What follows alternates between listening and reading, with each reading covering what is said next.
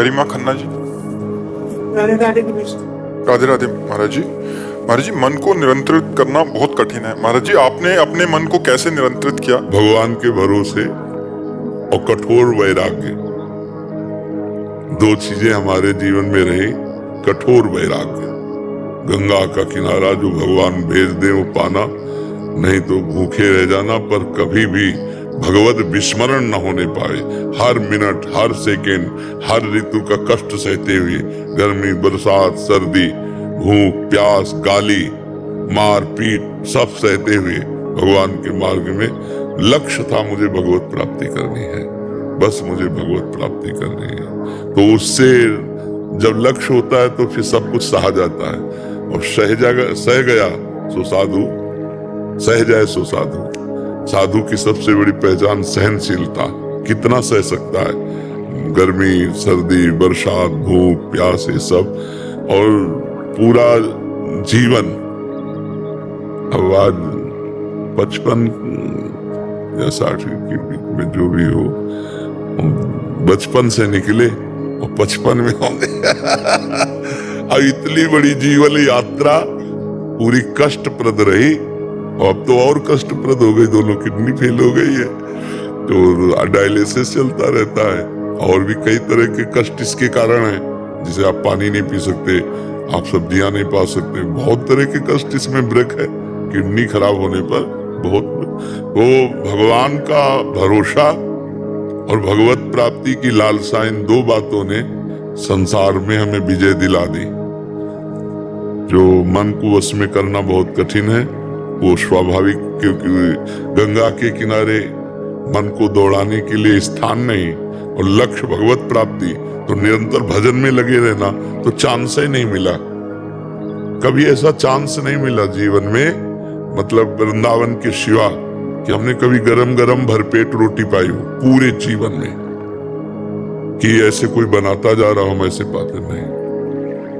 जो प्रारब्धवशात कभी दो परेठा, कभी कुछ ऐसे, कभी कोई गुड़ ही दे दिया, वैसे पार होता रहा है। यहाँ अब सुविधा मिली है। अब चूंकि भगवान अगर सुविधा ना देते तो बड़ी दुर्दशा हो जाती। कहाँ से डायलिसिस होता? तो भगवान कृपा किए, यहाँ सुविधा मिली पूरे जीवन में अब आकर, क्योंकि अगर अब सुविधा ना मिलती तो बड़ी दुर्दशा हो जाती। इतनी सब व्यवस्था कैसे होती? जहाँ भोजन की सुविधा लेती वह कैसे होता? तो देनहार कोई और है, देते रहे तो दिन रैन। उनको लगा कि अब व्यवस्था की जरूरत है, तो भगवान व्यवस्था कर दी। महाराज जी, पूर्व में कोई दोस्त नहीं रहे आपके? गंगा किनारे वाले का दोस्त कौन बनेगा? महादेव बनेंगे, दूसरा कौन बनेगा? भगवान किसी का कोई दोस्त होता है जब कुछ हो पास ना, तब दोस्त होता है ना। हमारे पास भगवान के सिवा कुछ था ही नहीं। एक अचला, कमंडल, छड़ी, इसके सिवा कोई है नहीं, तो दोस्त कौन होगा ना? जब दोस्त नहीं तो दुश्मन का सवाल क्या होता है? दोस्त किसे? सब हमारे भगवान हैं, इतनी मान्यता है। सब में मेरे प्रभु विराजमान, वही कृपा करके दर्शन दे ले आए, तो उसी भाव से मिलते हैं। किसी से अपनापन नहीं, आज तक किसी से अपनापन नहीं। हमारी श्री जी हैं, जो मंत्र दिया वही फोन नंबर है। श्री जी से बात करो, श्री जी हमारी है, लाडली जो हमारी है, दूसरा कोई नहीं।